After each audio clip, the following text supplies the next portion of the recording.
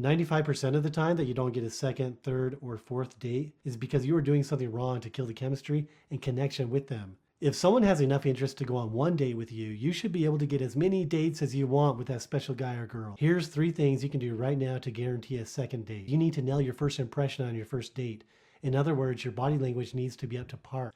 Often, the success of a job interview is determined in the first 30 seconds of the interview. Here's what research tells us about making a good first impression. Let them see you at a distance. People need to be able to visually take us in order to feel ready to connect. Give a slight wave. People subconsciously search for our hands in order to feel ready to connect. As soon as you see them, smile, even if they're 50 feet away.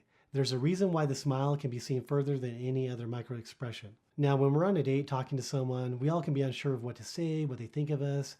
But when you learn how to talk and never run out of things to say, your confidence soars. On a date, you should never talk about the same boring topics everyone else does.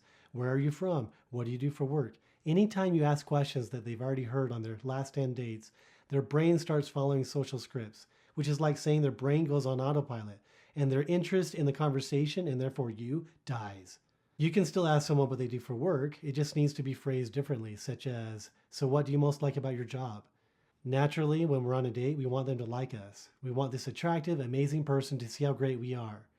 But it's important for them to feel like we like them, that we're impressed with them. My final tip to nailing a first date is a term you've heard called mirroring.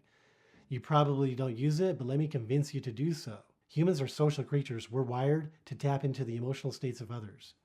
So how do you do it? Pay attention to someone's facial expressions and mimic those expressions.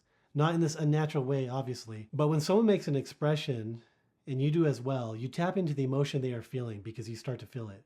And before you know it, the two of you are in sync. They will feel heard and affirmed and understood. There is a lot more to dating than nailing the first date, but that's a good beginning.